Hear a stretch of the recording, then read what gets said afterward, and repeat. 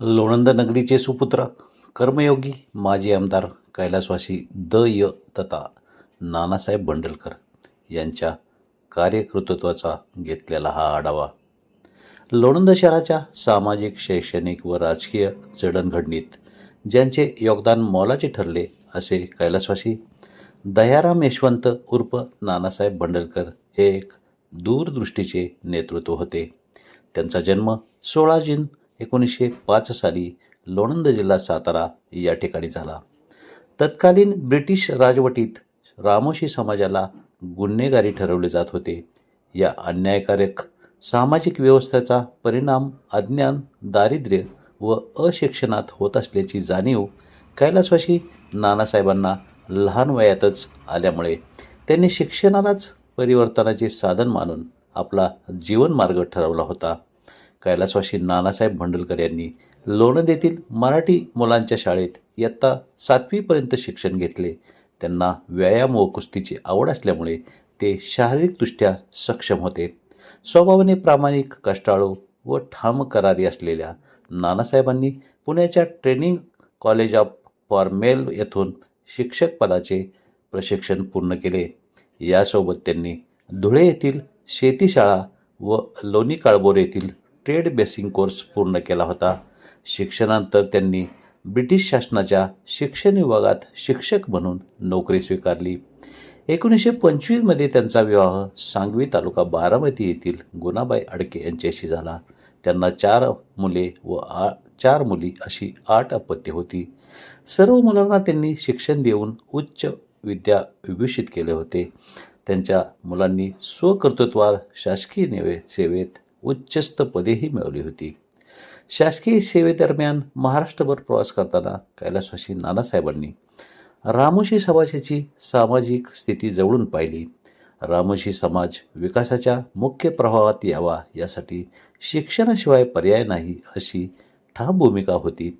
या भूमिकेतून त्यांनी शिक्षण संचालक म्हणून सेवानिवृत्त झाल्यानंतर सन 1958-59मध्ये अखिल भारतीय क्षेत्रीय रामोशी म्हणजेच रामवंशीय शिक्षण परिषदेची स्थापना केली.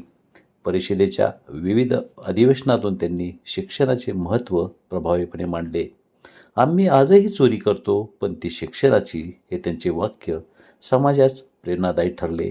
कैलासवासी नानासाहेब यांच्या विविध सामाजिक कार्याची दखल घेऊन सन 1962मध्ये त्यांची विधान परिषदेवर नियुक्ती झाली होती आणि ते खंडाळा तालुक्यातील पहिले आमदार झाले.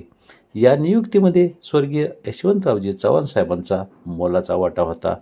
1962 ते 1966 या कालावधीत त्यांनी रामोशी समाजावरील गुन्हेगारी शिक्का दूर करण्यासाठी प्रयत्न केले. तसेच रामोशी समाज बांधवांना पोलीस हजेरीची अन्यायकारक प्रथा रद्द करून घेतली. तत्कालीन मुख्यमंत्री वसंतराव नाईक यांच्या माध्यमातून त्यांनी भटक्या व विमुक्त जातीसाठी राज्य पातळीवर 3.5% शैक्षणिक व नोकरीसाठी आरक्षणाची तरतूद करून घेतली.